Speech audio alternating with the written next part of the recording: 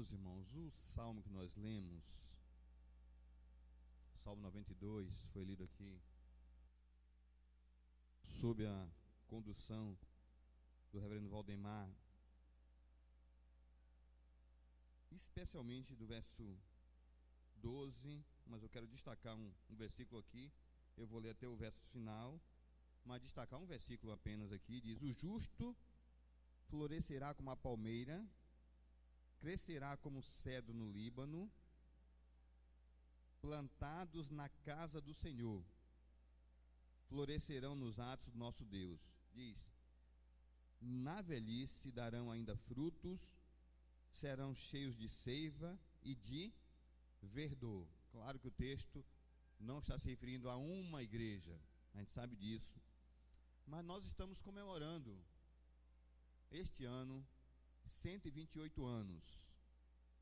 Na verdade não são 128 anos de organização eclesiástica, né? Mas nós temos aí 11 anos anteriores a esta organização eclesiástica, que vai colocar a nossa idade aí em 139 anos.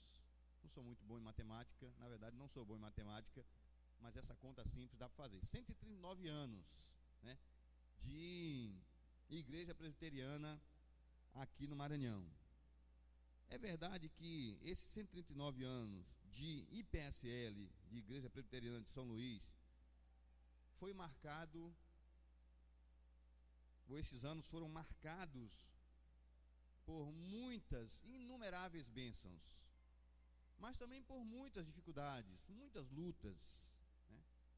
E certamente muita gente vaticinou o fim da IPSL.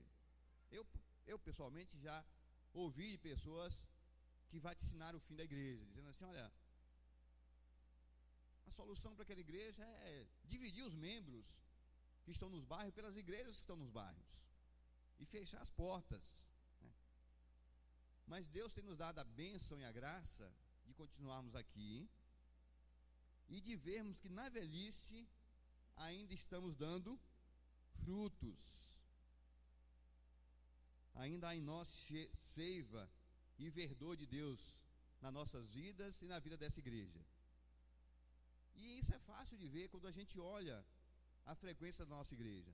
Nós não temos uma frequência muito grande, não somos uma igreja grande, mas quando a gente vê aqueles que frequentam a nossa igreja, e quando a gente observa o número de adolescentes, jovens, pré-adolescentes, adolescentes e jovens, a gente vê que apesar dos nossos 128 anos, nós não somos uma igreja caquética, envelhecida,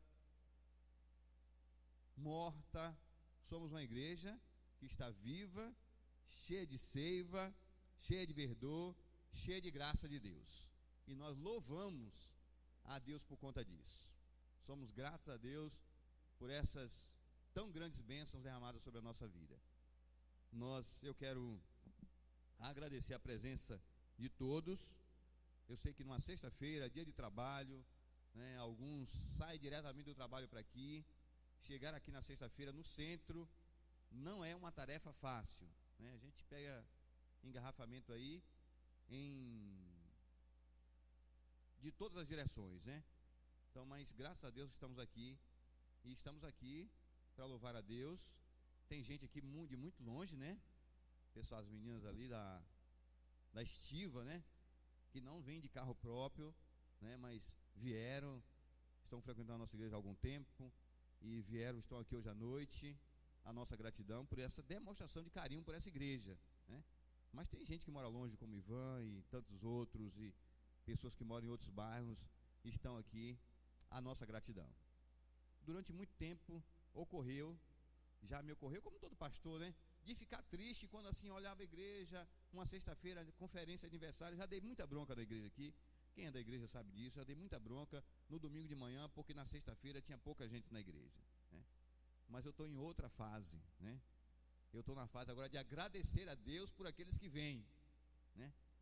E ficar grato a Deus por aqueles que vêm, pela oportunidade da gente louvar a Deus, prestar culto a Ele né? E é claro, aqueles que não vêm acabam perdendo, né? A minha gratidão ao pastor Silas, amigo querido do nosso coração, né? Foi pastor dessa igreja também, né? E pastor do Maranhão já há muitos anos. Só em Caxias foi 40 e tantos anos de pastor, né? A nossa gratidão, portanto, pastor Silas, pela sua presença, aos pastores que estão presentes aqui, né? Pastor Fernando, pastor Valdemar, estava aqui também o Davi Luna e o João Dessa. Não sei se saíram ou não, mas se saíram, se vão voltar ou não, não sei, né? Mas a minha gratidão a eles. Eu sei que amanhã tem uma programação do Sínodo, né? Um aniversário do Sínodo que está sendo comemorado fora da data do aniversário de fato, mas coincidiu com o aniversário da nossa igreja. Nós também não vamos brigar com o Sínodo, né? De jeito nenhum por conta disso. Deus abençoe o Sínodo, abençoe o culto que eles vão fazer amanhã sem nenhum problema. Mas a nossa preocupação é com a nossa igreja. Então, os membros da nossa igreja, a nossa gratidão, portanto, a presença de todos. E eu quero apresentar o pastor Fábio Marconi. Queria chamar o pastor Fábio aqui.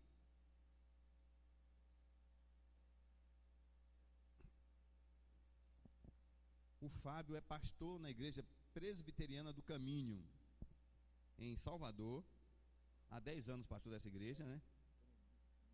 11º ano pastor dessa igreja e 11º ano como pastor também presbiteriano, né? Foi ordenado e começou a pastorear essa igreja, está lá até hoje, né?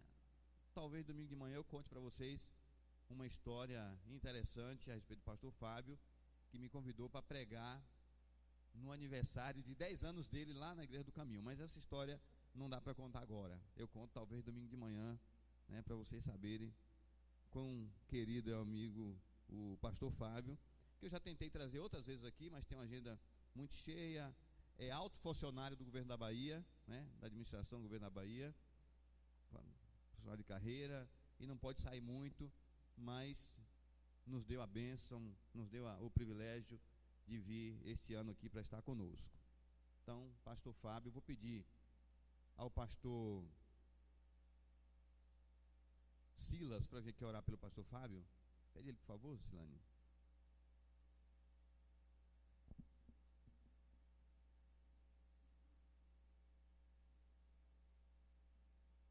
Quando o pastor Silas vem para orar, eu queria que alguém pegasse aquele copo lá que eu tenho do Vitória e trouxesse água para o pastor Fábio.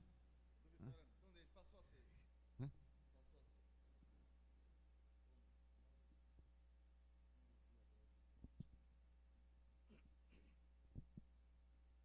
Oremos. Pai Santo, nesse instante, na tua presença, em tua casa de oração, nós te agradecemos por tudo. E agora, Pai Santo, estamos pedindo a tua presença, as tuas bênçãos para o pregador de hoje à noite. Que ele seja inspirado por ti, que ele possa receber as tuas bênçãos para a honra e glória do teu nome. Amém, Deus. Trazendo uma mensagem para tantos corações ansiosos. Amém. Pedimos, Pai Santo, por todos os que adentraram agora neste templo. Pedimos que tu estejas não somente com eles aqui, mas também com seus familiares, onde quer que estejam. Pai Santo, derrama as tuas bênçãos sobre o pregador. Estamos pedindo, em nome de Jesus. Amém. Obrigado, meu pastor. Deus abençoe.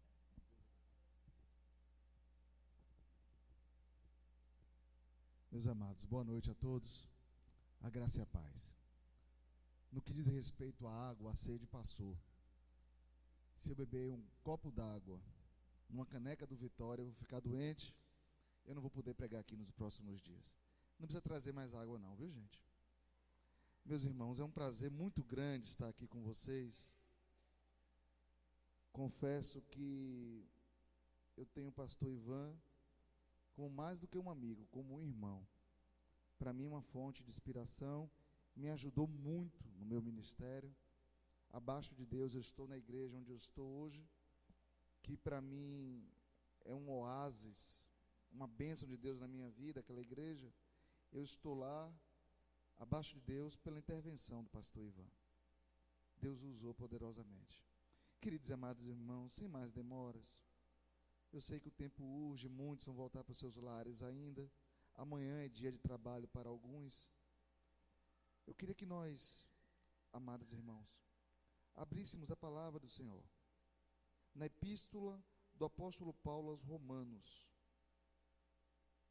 capítulo de número 1. Nós vamos ler dos versículos de número 14 a 17.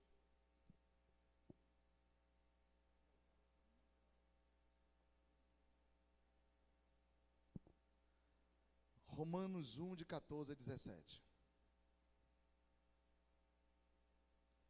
Assentado como estamos, nós vamos ler a santa palavra do Senhor.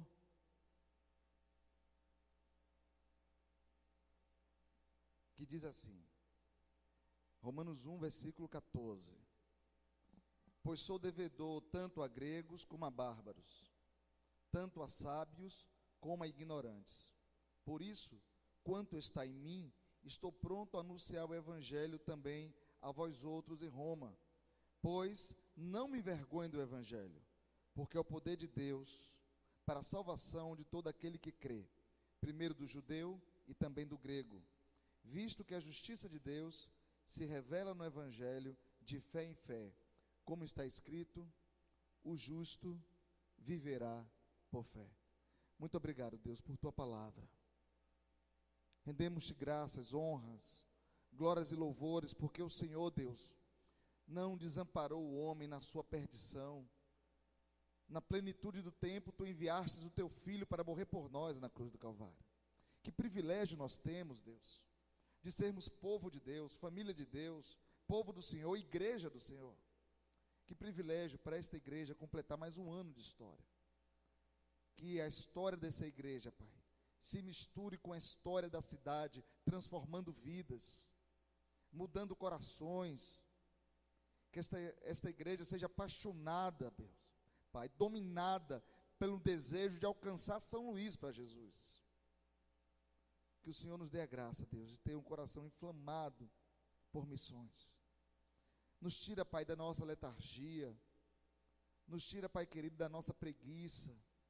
Tira-nos, ó Deus, da nossa falta de objetivo na vida. Muitas vezes nós estamos sem saber como se congrega, como cultua, como louva, sem uma meta, sem um plano, vivendo um dia após o outro, de forma enfadonha, cansativa. Meu Deus, aviva a tua obra no decorrer dos anos, no decurso do tempo, a fase conhecida, Pai. É o que nós pedimos ao Senhor, Pai, em nome de Jesus. Amém. Muito obrigado, querida. Meus amados irmãos e irmãs, a obra de evangelização está doente. E eu vou te dizer por quê. Porque, em primeiro lugar, nós perdemos, infelizmente perdemos a noção, perdemos a inspiração, a aspiração para missões, para evangelização. O que é que o senhor quer dizer, pastor? Nós não fomos e não estamos educando as pessoas para que elas alcancem almas para Jesus. A igreja não é mais a igreja enviada, mas é a igreja enfiada dentro do próprio templo. A gente só sabe fazer algo que se resuma às 4 paredes da igreja. Nós não temos uma perspectiva centrífuga, de dentro para fora. A perspectiva é sempre voltada para nós mesmos. Ora, amados irmãos, se nós lermos a palavra do Senhor, nós vamos ver que o nosso Deus é um Deus que envia. Ele enviou a Abraão, Gênesis 12, de 1 a 3. Ele enviou a José, para sair do meio do seu povo, naquele contexto todo de perturbação familiar, enviou a José para o Egito. Ele enviou a Moisés. Ele enviou para o povo, através dos profetas, palavras de consolo. Ele enviou na plenitude do tempo a Jesus Cristo. Jesus Cristo enviou os discípulos. O mover de Deus, o modus operandi de Deus é do envio. E a igreja, ao invés de ser enviada, ela está enclausurada, fechada em si mesma. A gente não sabe mais ter uma atividade para atrair quem está fora. Todas as nossas atividades são apenas para aqueles que estão dentro. Os seminários não ensinam mais aos seminaristas a terem paixão pelas almas. Os seminários não promovem mais eventos para capacitar os seminaristas no que diz respeito a alcançar almas para Jesus. O seminarista sai do seminário querendo uma coisa: uma igreja com gabinete. Repare se não é assim. Recém-formado quer uma igreja pronta, e a primeira coisa que um pastor recém-formado pergunta na igreja quando chega é o seguinte: onde está o meu gabinete? Tem ar-condicionado? Tem secretária? Tem telefone sem fio? Computador? A igreja está sendo deseducada para missões. Um outro motivo dessa crise evangelística é que a igreja está tocando missões por eventos. A missão virou um evento.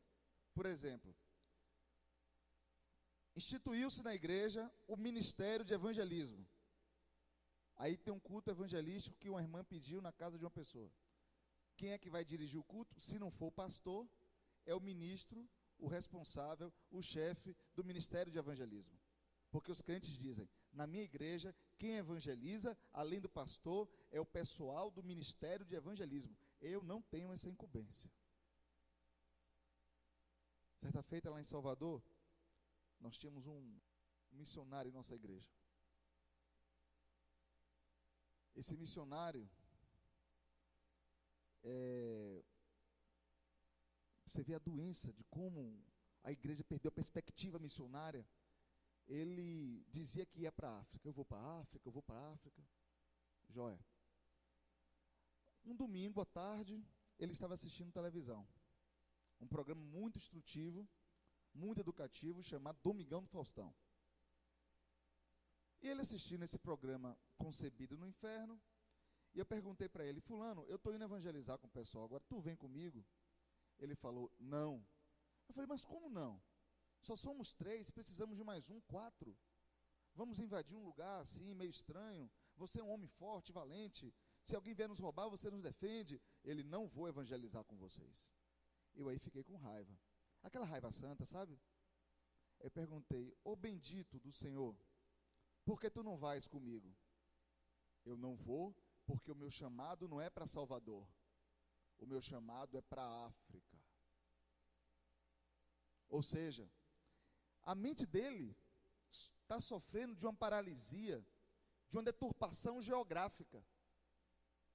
Não é mais a vida que evangeliza, mas a missão de evangelização se resume a um lugar, queridos e amados irmãos. Tem lugares do planeta Terra que ainda não foram alcançados. Fala-se muito de uma janela chamada 1040. Eu nunca vi essa janela, eu não sei se ela é de madeira, se ela é uma janela de alumínio, eu não sei se ela tem vidro, se tem vital, mas eu quero te dizer uma coisa: talvez na sua casa tenha uma janela 1040, no meio da sua família, na sua rua, o seu vizinho seja o não alcançado. Nós precisamos abrir os olhos. A igreja precisa se desenclausurar. Fizemos uma atitude na igreja que pode ter provocado o descontentamento de alguns crentes. Mas se Jesus descesse do céu e descesse do céu e está presente também com a gente, mas se ele me perguntasse assim: meu filho, eu quero acabar com o culto na igreja. Tem muito culto na igreja, muita atividade, muito evento. Qual é o culto que você quer terminar da igreja? Eu ia dizer o seguinte: Senhor, o Senhor pode acabar com qualquer culto, apesar de ter importância. Mas tem um que no momento nós não podemos desistir e nunca desistiremos dele. É o culto de quinta-feira à noite, onde essa igreja está saindo do templo, das limitações geográficas do nosso edifício, e está indo na casa de pessoas que não conhecem o Evangelho, e está saqueando o Evangelho. Cada quinta-feira uma alma se converte. Senhor, em nome de Jesus, não permita que esse culto acabe. A igreja se viu útil, porque estava vivendo na inutilidade do seu próprio egoísmo. Amados irmãos, nós precisamos recuperar o ardor, o queimor evangelístico. Nós precisamos resgatar a missão do envio. Nós precisamos, em nome de Jesus, e com a maior brevidade possível, restaurar em nós a paixão por aqueles que não conhecem o Senhor Jesus. Tem um livretinho muito simples, muito edificante, do Oswald Smith, um pregador norte-americano, canadense, não sei ao certo. Oswald Smith fala o seguinte: quando eu li isso eu fiquei um pouco envergonhado. Ele diz: se você é um crente, e você anda nas ruas, e não chora, é porque o seu coração está frio de amor. Se você é um crente, e você não se compadece pelas almas que estão perecendo, é porque você deve estar muito distante do Deus que ama aquele que ninguém quer abraçar, aquele que ninguém quer socorrer, aquele que ninguém quer resgatar, aquele que ninguém quer olhar, aquele que ninguém quer amparar. Nós precisamos recuperar em nós essa paixão. Esse texto que nós lemos, nesses 4 versículos, o apóstolo Paulo nos mostra como era a sua vida de evangelização, a sua vida missionária. Ele, nesse texto, nos apresenta 3 características, queridos, que são essenciais, não ao evento evangelístico, mas uma vida de evangelização. Ele nos apresenta 3 atitudes necessárias a todo aquele que quer cumprir o seu ID, a todo aquele que entendeu que a missão não é para alguns, mas a missão é para todos. Que características são essas? Já que o apóstolo Paulo estava com um dos maiores desafios do seu ministério, que é justamente pregar na capital do mundo, na cidade mais importante do Império Romano. E nesta missão, certa feita ele falou na epístola aos Filipenses: todos os santos vos saúdam, especialmente os da casa de César. Quando ele falou isso, os da casa de César, membros, oficiais do mais alto escalão do Império Romano, ele estava dizendo que naquele lugar que parecia ser inatingível pelo Evangelho, num lugar que parecia que o Evangelho nunca ia chegar, porque o Império era blindado à palavra da cruz, porque era uma palavra escandalosa, era uma palavra ofensiva à figura do imperador, porque quem era rei era o imperador, quem era o Kyrios era o imperador, o Senhor era o imperador e não Jesus Cristo. O apóstolo Paulo fala: olha, apesar de tudo isso, apesar de toda dificuldade, de toda luta, de toda resistência, tem gente de Deus no meio do inferno, tem gente de Deus na casa de César. Foi um desafio tremendo, e ele, nesse desafio, escrevendo aos romanos sobre a necessidade de visitá-los novamente, ele escrevendo aos romanos sobre a possibilidade de estar próximo deles, o apóstolo Paulo nos diz que, em primeiro lugar, no coração evangelístico dele, tinha uma atitude que não pode faltar nem na minha, nem na sua, que é a obrigação. Olha o que ele fala no versículo de número 40, no versículo 14. Ele diz o seguinte: sou o quê? Devedor do Evangelho. O apóstolo Paulo tinha um senso de obrigação muito profundo. Lá no capítulo 9 da primeira epístola aos Coríntios, ele vai nos dizer o seguinte, capítulo 9, versículo 16: se anuncio o Evangelho, não tenho de que me gloriar, pois sobre mim pesa essa opção. O texto fala isso aí, é opção. Sobre mim pesa essa alternativa, é isso aí. Pesa sobre mim o quê, minha irmã? Responsabilidade, na minha versão diz o seguinte: sobre mim pesa esta obrigação, ou responsabilidade. Amados irmãos, Vocês vieram aqui hoje para eu trazer uma má notícia para vocês. Vocês têm uma obrigação e precisam cumpri-la. Talvez você viesse aqui hoje pensando que ouvi uma palavra que trouxesse folga. Mas a palavra que eu tenho para te trazer vai trazer um peso sobre você. Você tem uma obrigação. No original grego, essa palavra obrigação, ou melhor, essa palavra devedor, tem a ver com o seguinte. É mais ou menos o seguinte. O pastor Silas me deu um dinheiro para eu pagar o pastor Ivan. Toma aqui, pastor Fábio. R$ 1.000 que o pastor Ivan me emprestou e estou devolvendo. O senhor vai se encontrar com ele? Pague os R$ 1.000. Enquanto eu não pagar ao pastor Ivan a quantia que o pastor Silas me deu, eu sou devedor desta quantia ao pastor Ivan. Irmãos, todos nós temos uma dívida. Eu não sei se seu nome está no SPC Serasa, eu não sei se você tomou dinheiro no balcão BPN da Insinuante, eu não sei se você entrou no crédito especial, eu não sei. Mas o que eu sei é o seguinte, se você é crente, você tem uma dívida. E nós precisamos pagar essa dívida rapidamente. Eu sou devedor. Eu tenho esta obrigação. Não é um evento. Aliás, a igreja precisa ter sensatez até para criar evento evangelístico. Eu não sei aqui em São Luís, mas lá em Salvador tem uns crentes que gostam de evangelizar domingo de tarde. Ô gente, domingo de tarde não dá para evangelizar não. A não ser que você encontre gente na rua. Porque domingo de tarde as praças estão vazias. Domingo de tarde as pessoas querem descansar. É o momento menos propício. E domingo de tarde, convenhamos, o pastor precisa descansar também, não é não? Depois de um almoço, que vai pregar domingo à noite. A igreja está entendendo a obrigação do evangelismo como uma atividade oficial da igreja. Ou até mesmo como a obrigação de toda a igreja, de uma forma universal, corporativa. Mas, amados irmãos, o apóstolo Paulo diz, eu sou devedor. Ele não diz que o corpo de Cristo era devedor. Eu sou devedor do evangelho e eu preciso pregar o evangelho. Nós precisamos, queridos, desse senso de dívida. Nós precisamos ter a obrigação de pregar o evangelho. Quantas pessoas você evangelizou nos últimos dias?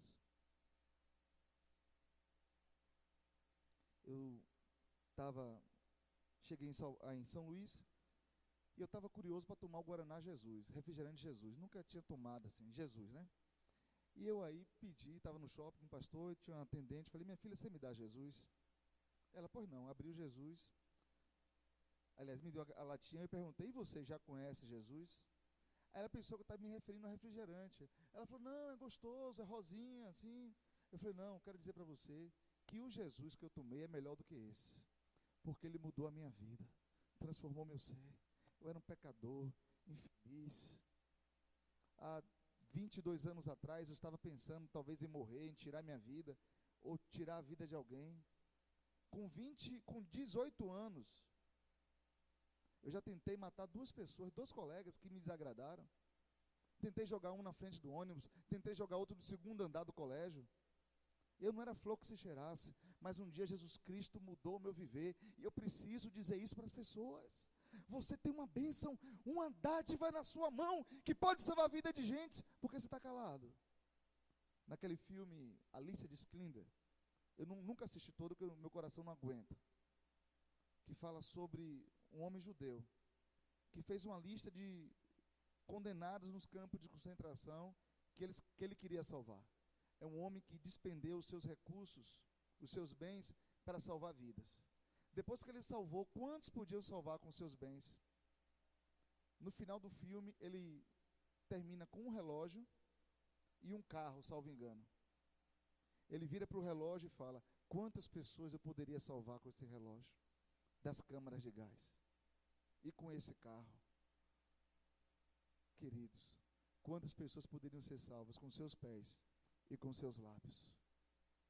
E nós nos opomos, nos negamos a cumprir a nossa obrigação. Quer ter uma vida de evangelização? Quer assumir o seu ID? Tenha na sua vida um senso de obrigação. Segundo lugar, queridos, veja o versículo de número 15. Alguém lê para mim o versículo 15 todo, por favor?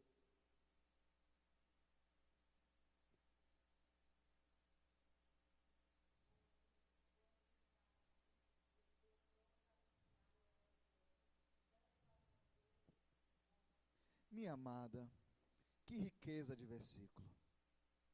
Uma coisa é estar pronto a anunciar o evangelho em São Luís. É uma cidade cristianizada. Tem muitas igrejas evangélicas. Em um país ocidental, que tem como religião oficial, se é que ainda tem, a religião oficial, o cristianismo ou o catolicismo, onde pessoas já ouviram falar de Jesus e onde não se é proibido falar de Jesus. Falar de Jesus em São Luís é uma coisa. Falar de Jesus em Roma, só para quem tem disposição. Porque a palavra do evangelho para o romano era escândalo. Primeiro, porque quem estava falando de Jesus estava falando de um condenado do Império Romano, que morreu da forma mais estúpida, mais vergonhosa, mais lastimável que o Império Romano inventou, que era a crucificação. Só morria crucificado aqueles que se rebelavam contra o Império. Até nisso a morte de Jesus foi significativa. Jesus se rebelou contra o Império, contra o domínio dos tiranos. E ele morreu desta forma. Ele morreu ao lado de dizem que 2 ladrões, não é? Mas não eram ladrões, na realidade eram homens que perturbavam a ordem. Eram os black blocs da Palestina. Jesus morreu do lado de 2 black blocs, sabia? Se rebelaram contra o Império. Não queriam dominação do Império. Barrabás era um desses. Pregar Jesus, onde o Jesus crucificado, na capital, no império que inventou a crucificação, pregar Jesus Senhor, no lugar do imperador Deus, do homem Deus, é para quem tinha coragem. Pregar Jesus, um pobre judeu, no lugar de gente de sangue puro, da pura linhagem dos dominadores do universo. O apóstolo Paulo diz, eu tenho disposição. Ele fala o seguinte, em outras palavras, eu estou pronto. E eu olho para a igreja hoje, minha irmã, e eu não estou vendo ninguém mais pronto, com muito menos com disposição. As pessoas perderam a disposição. Amados irmãos, nós somos um povo preguiçoso. A bem da verdade, é isso mesmo. Certa feita, um muçulmano disse para um cristão, eu não creio no inferno e eu não creio no seu Deus. E o cristão perguntou, por que você não crê no inferno nem no meu Deus? E o muçulmano falou o seguinte, se eu cresce que alguém iria para o inferno por não acreditar no meu Deus, eu atravessaria os 5 continentes, os 7 mares, todas as estradas do mundo, ajoelhados em caco de vidro, para avisar para aquela pessoa que o meu Deus podia salvá-la. E você, cristão, não quer atravessar nem a rua. Nós não queremos sair nem da igreja. Nós não queremos nem abrir mão do nosso confortinho teológico, abrir mão do nosso culto que engorda crente obeso, que é o culto de doutrina, que é muito importante. Mas a doutrina tem que estar aliada com a vida. Para que mais doutrina dia de quinta? Se já tem doutrina domingo de manhã. O crente está precisando é de colocar em prática a doutrina. Você não quer abrir mão de meu conforto? Como é que eu vou ter disposição para pregar o evangelho em um mundo hostil? Queridos, nós estamos vivendo em uma época onde tudo é relativo. Aliás, até o inferno está virando relativo agora. Muitos crentes que pregavam e criam que aqueles que morressem, sem aceitar Jesus iam para o inferno, agora já estão relativizando a figura do inferno. Não é mais bem assim. Deus não é tão enraivado assim. No decurso dos anos ele ficou mais bonzinho, ele fechou o inferno. Os capetas do inferno fizeram greve por causa da Copa. Até o inferno fez greve por causa da Copa agora. Não é mais assim não. Para que isso? Deixa a pessoa seguir o caminho dela. Ela não é boa. Ela não faz o bem. Então como é que Deus vai mandar alguém tão bondoso para o inferno? Deus é amor. Ainda canta aquele cântico. 3 palavrinhas só, eu aprendi de cor. Deus é amor. Lá, lá, lá, lá, lá, lá, lá, lá, lá. E a pessoa vai para o inferno, você cantando essa música e você sendo um preguiçoso. Nós precisamos sair do nosso sofá. na nossa zona de conforto. Nós precisamos largar o nosso computador, largar o nosso celular, nós precisamos largar o nosso controle remoto. A igreja está muito aprisionada. Muito aprisionada. Gente que é presa ao carro, não ganha uma vida, porque não quer botar o carro numa rua que tem buraco. Já viu uma coisa dessa? Há uns 7 anos atrás eu comprei um carro lindo, novinho, bonito. Pense no carro que eu gostava, meu irmão. Carro que eu andava assim, eu me sentia alguém. Tchom. Com uma semana que eu comprei o carro cheirando a novo, banco de couro, e Jesus dizendo, vá bestinha, andando nele, quando eu voltava você não precisava mais dele não. Uma irmã me liga, pastor, corre para minha casa que meu cunhado está endemoniado. Eu estava de férias, fui para a rua dela, com toda a preocupação para estacionar o carro. Carro novo é um negócio interessante, né? Aí tem cuidado, estaciona de um jeito assim, para não deixar o pneu no passeio, para não descalibrar a suspensão. Eu subo lá, oramos pelo homem. O homem estava torto, todo urinado, da cabeça aos pés, com uma bermuda jeans grossa, dessa grossura, toda ensopada de urina. E o homem foi liberto, e agora o homem tinha que ir para casa. Aí a irmã pergunta, pastor, preciso levar ele para casa, o que é que eu faço? Aí eu olhei, oh meu Deus, manda um táxi agora, Jesus. Meu Deus, eu tive vontade de dizer assim, minha irmã, chama essa SAMU. Aí eu falei, não tem jeito não, bota no carro. Eu botei aquele pecador no carro. Ele sentou numa ponta do banco, saiu se arrastando assim, todo molhado. Queridos irmãos, carro vai ficar. Alô? Casa vai ficar. Seu dinheirinho na conta vai ficar. E eu vou subir com Cristo Jesus. Tudo vai ficar. Antes de me casar, eu tinha uma namorada materialista. Você já contei esse caso para você e para a Judete. Era materialista ao extremo. E ela estava quase acabando o namoro comigo, porque ela achava que eu era mão aberta. Não sei de onde ela tirou essa ideia, que eu dava todas as coisas para as pessoas. Ah, você não vai ser rico nunca.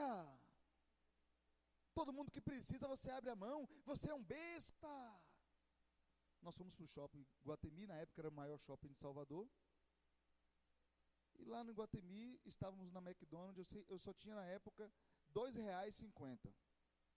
Era R$1,50 do hambúrguer e R$1 do refrigerante. E na hora de pegar o ônibus, um vale transporte para ir, outro para voltar. E nós sentávamos ali e ela passando na minha cara, você é muito bobo. Do nosso lado tinha um vidro, onde se via o estacionamento do shopping. Cheio de carros bonitos. Naquela época era o Ômega, Tempra, Vectra. Ela falou, você nunca vai ter um carro desse. Se tudo que tem dá aos outros, o único carro que você pode comprar é aquele fusquinha ali no meio.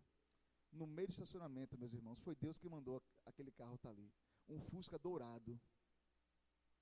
Você só pode ter um Fusca dourado daquele. Na hora que ela falou isso, o anjo me deu a dica. Eu disse para ela, minha filha, sabe por que o Fusca é dourado? Porque na rua onde eu vou andar é rua de ouro. Agora você vai ficar com o seu Vectra, com o seu Tempra. E em nome de Jesus você não vai subir comigo não. Naquele dia o namoro acabou. Gente materialista. Fui pegar uma carona com um crente. Acabei de jogar bola com ele. Esses crentes da prosperidade, sabe? Foi o Senhor que me deu. Desconfie deles. Aquele crente que bota adesivo no carro. Se você tem, me perdoe. Acho que aqui não tem não, só lá em Salvador. Propriedade do Senhor Jesus. Peça uma carona para você ver. Se Jesus vai te dar carona. Propriedade. Jesus agora virou dono de carro. Outro dia eu vi que Jesus virou satélite de GPS. Rastreado por Cristo. Eu acabei o futebol, estava jogando vôlei, um esporte assim, muito suado. Eu entrei no carro. Aliás, eu perguntei, você vai para onde? Ele falou, vou para tal lugar. Você pode me dar uma carona? Ele falou, eu te deixo no caminho. Isso não é carona. Isso não é carona, deixar no caminho. Quando eu fui entrar, ele falou, primeiro lugar, bata o pé. Segundo lugar, tire a camisa. Eu falei, pronto, que já vou desistir. Já perdi a paciência, vou desistir. Terceiro lugar, não encoste no banco. Não bote o cinto. Eu tenho que ter cuidado com as coisas que Jeová me deu. Ele aí deu uma ré. Na hora que ele deu a ré, bateu no poste. Eu fiz...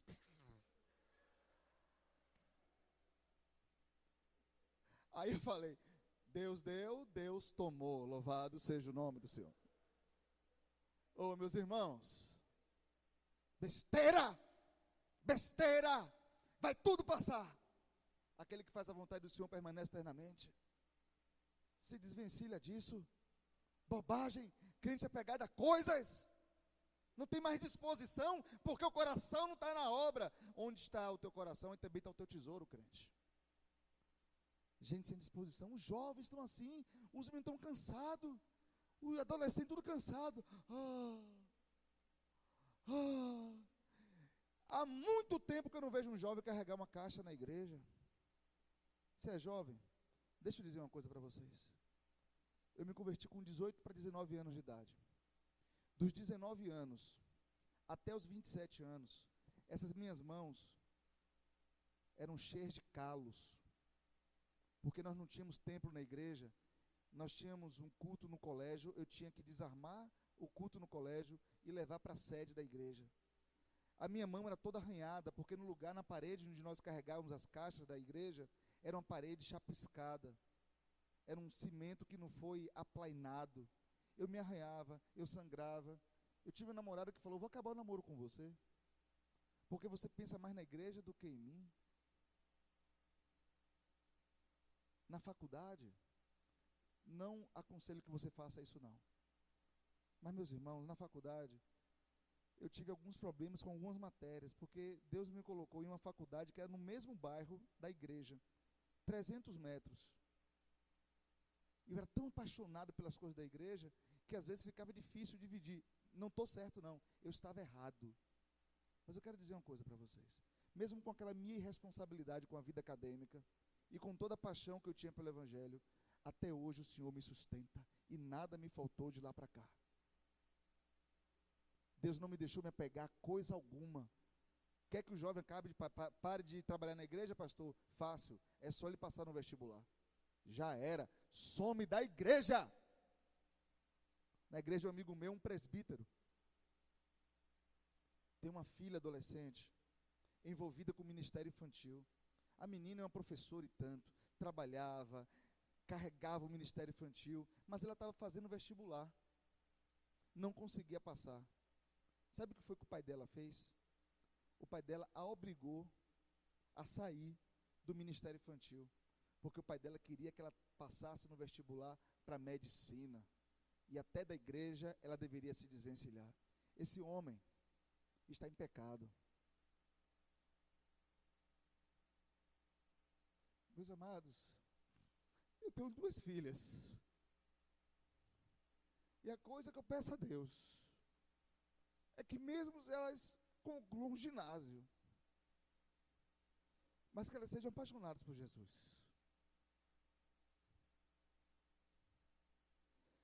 que elas sejam envolvidas por Cristo, pelas coisas de Cristo.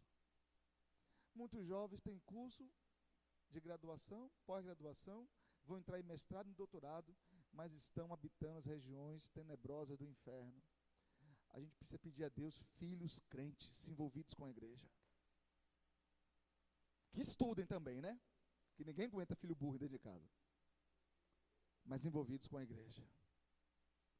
Queridos, eu quero finalizar essa minha palavra dizendo que o apóstolo Paulo nos mostra, além da obrigação e da prontidão, ele nos mostra a terceira característica essencial, se você quer cumprir a sua missão, que é justamente a que está expressa no versículo de número 16.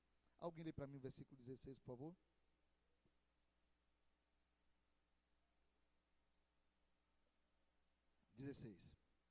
Pode ler para mim.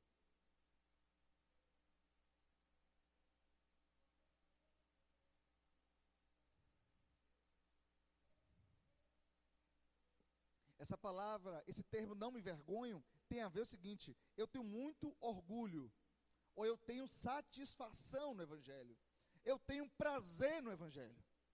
O apóstolo Paulo demonstra aqui a terceira característica, o terceiro ingrediente essencial, se nós quisermos cumprir a nossa missão, que é justamente ter satisfação no Evangelho. O Evangelho é glorioso, eu amo a palavra da cruz. Os crentes com vergonha do Evangelho, lá na faculdade, nós tínhamos um grupo, o grupo de cristãos, mas na realidade era um grupo de 007, crente tudo disfarçado. Ninguém dizia que era crente. Se reuniam assim, ó, não, ninguém pode saber que eu sou crente, não. Aí um dia eu entrei na faculdade com a Bíblia. Eu entrei com a Bíblia e cheguei no meio do grupo. Aí o povo olhou para mim e falou, você está com a Bíblia? Eu falei, eu ia estar com o quê? Com a pistola? Com a arma? Com o facão? Mas você entrou de Bíblia na faculdade? Eu falei, por que não?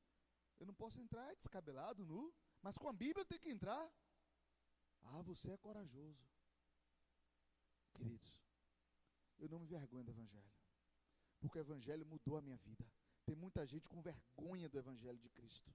Não se envergonhe da palavra de Deus, mesmo que alguns a estejam ofendendo, mesmo que alguns estejam maltratando a palavra, mesmo que ser crente hoje é sinônimo de ser desonesto, mesmo que ser crente seja sinônimo de ser louco, eu não me envergonho do Evangelho. Eu não me envergonho. Ah, você é quadrado, não tem importância. A Bíblia diz que a porta de Jerusalém é quadrada e eu vou entrar por ela.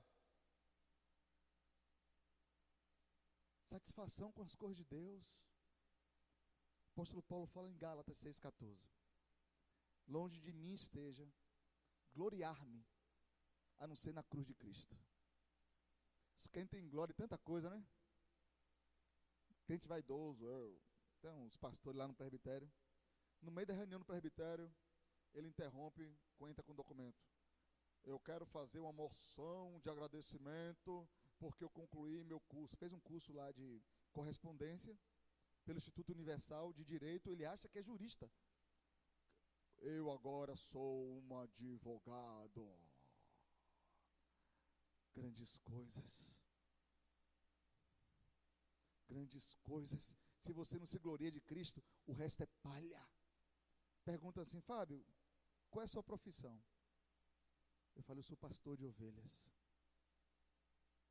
que complementa a renda, trabalhando no governo do estado da Bahia. Por enquanto, até quando Deus mandar. É onde Deus me colocou construindo tendas. Mas até lá eu sou pastor. Porque quem é pastor não é pastor apenas na igreja, onde quer que esteja. Eu tenho orgulho da palavra de Deus. Não se envergonhe da Bíblia. Não se envergonhe da mensagem do Evangelho. Ela ainda é poderosa para salvar o homem pecador. Essa palavra tem poder, meu irmão. Essa palavra tem poder. Lá em Salvador, um homem incrédulo, não crê em nada. Gnóstico, não sei se ele era gnóstico, se ele era gnomo, se ele era gnoso, que inferno ele era. Ele não crê na palavra, não gostava de crente, não gostava de pastor. Aí um dia ele foi para o médico fazer um exame. Não sei que tipo de exame foi, que ele voltou tão furioso do exame, eu imagino que seja. Ele voltou do exame, cruzou uma rua, quando ele cruza a rua, tinha um crente com um folhetinho, Jesus te ama. Ele falou, ama nada! Rasgou o folheto e jogou para cima. Foi para casa. Quando chegou em casa, ele tirou a calça. É daquele povo antigo, da minha época, que a barra da calça era assim, ó, dobrada assim, né? Sabe como é? Dá para ver? Ele, quando viu, dentro da barra da calça, tinha um pedacinho do folheto que ele rasgou. Justamente no trecho que dizia, e disse Jesus, : Ele olhou e falou, disse Jesus? E disse Jesus. Foi o que ele falou? E disse Jesus. E disse Jesus. Vestiu a calça, saiu atrás do crente que entregou o folheto. Vem cá, meu filho. Eu rasguei o folheto aí, estava nervoso. O que é que disse Jesus? O rapaz falou, eu sou o caminho, a verdade e a vida. Naquela tarde aquele homem se converteu. Entregou a sua vida a Cristo. A palavra de Deus é poderosa para mudar o homem mais duro, o mais arredio, o mais avesso ao Evangelho. A palavra de Deus continua sendo poderosa. Não se envergonhe dela. Eu tenho orgulho do Evangelho, dessa mensagem salvadora alvissareira que me tirou das trevas. Eu não tenho orgulho dos títulos. não tenho orgulho das coisas que eu conquistei, mas eu tenho orgulho de algo que me tirou de um redemoinho de perdição, que iluminou a minha vida e mudou o meu ser. Eu sou uma nova criatura por causa do Evangelho. Eu me glorio no Evangelho de Cristo Jesus. Queridos, eu quero concluir resumindo uma mensagem que eu ouvi quando seminarista, de um bispo metodista que nos falou no nosso seminário lá em Salvador. Ele abriu a palavra de Deus no Evangelho de Mateus, capítulo 28, que fala da grande comissão: ide por todo mundo, anunciando o Evangelho, fazendo discípulos em nome do Pai, do Filho e do Espírito Santo. É a grande comissão, não é isso? Não é isso mesmo? A grande comissão tem nos 4 evangelhos. Nos sinóticos estão de uma forma, no Evangelho de João, ela está expressa de outra forma. Talvez a gente veja isso em um dos dias, ou amanhã à noite, domingo pela manhã ou domingo à noite. E ele falou que a grande comissão virou a grande omissão. Perdeu o ser. Não é mais comissão, é omissão. E ele diz o seguinte: você quer recuperar a grande comissão na sua vida? Use o ser da consagração. Há quanto tempo você não tem um tempo de intimidade com Deus? Eu falo isso para a minha vida como pastor, é uma correria louca. É um ligando que está morrendo, outro ligando que está doente, é um ligando que quer uma visita, e é culto disso, culto daquilo. Mas um tempo de dedicação a Deus, para ouvir a voz de Deus. Não é nem para falar não. O Rubem Alves, ele falou que está cansado de curso de oratória. Ele quer agora um curso de escutatória. Vamos ouvir Deus. O que é que está dominando o teu coração? Qual o seu ídolo? Tem crente com ídolo. Crente com ídolo. Tem pastor com ídolo. Só fala daquele avivalista, ou só fala daquele teólogo. Não fala mais de Jesus, não lê mais a Bíblia para se alimentar. Nós precisamos recuperar o ser da convicção. A convicção de que o Evangelho é inclusivista. Ou seja, todos estão inclusos na possibilidade de ser alcançado. Eu não sei quem são os eleitos. Eu preciso anunciar o Evangelho. Quem mais crê na eleição é quem mais deve pregar, porque a eleição diz que o livro da vida pertence ao Cordeiro, ele foi selado pelo Cordeiro e foi escrito antes da fundação, e nesse livro está escrito o nome de gente que vai ser salva. Ou seja, tem gente com o nome escrito que ainda não se converteu. Eu preciso trazer esse povo para dentro da igreja. O mais terrível, o mais avesso, o mais iracundo do inimigo da igreja pode se converter ao Evangelho. O apóstolo Paulo, assassino da igreja, algoz da igreja. O pastor Jeremias costuma dizer que a gente crê na predestinação, só que os eleitos estão tudo na Assembleia de Deus. Nós precisamos, irmãos, ter a convicção da exclusividade. Apenas Jesus Cristo é o caminho, além dele não há outro, não há outro, não há negócio, só Jesus é o caminho, a verdade e a vida. Se o Pai não enviar, não tem conversa. Ele é a porta do curral das ovelhas. Eu preciso ter convicção dessa exclusividade. Tem crentes pregando tanta coisa, mas não prega Jesus. Vai lá na igreja, o culto é animado, tem um baterista bom, um guitarrista, o pastor é engraçado, vai lá na igreja. Isso não é evangelismo, é um mero convite. Às vezes o crente vai, ninguém cumprimenta, aliás, o visitante vai, ninguém cumprimenta o visitante. Foi uma lástima a visita dele. Ele foi, não por causa de Cristo, mas ele foi por causa dos eventos da igreja. E nós precisamos, meus irmãos, recuperar o ser da grande comissão com algo chamado compaixão. Minha mãe estava pedindo, há uns 15 anos atrás, meu filho, vai visitar seu tio, ele está muito doente. Confesso a vocês que eu não fui, não tive tempo, e meu tio morreu. A morte do meu tio foi para mim um alerta. O seu coração está muito acarretado de afazeres e pouco apaixonado por aqueles que se perdem.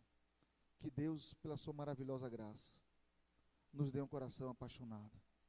E que Deus faça dessa igreja uma igreja que ama o Evangelho. Uma igreja que tem um senso de obrigação, individualmente. E uma igreja, queridos e amados irmãos, que está pronta no seu Evangelho, onde quer que seja. Que assim seja, em nome de Jesus. Amém. Pastor Ivan.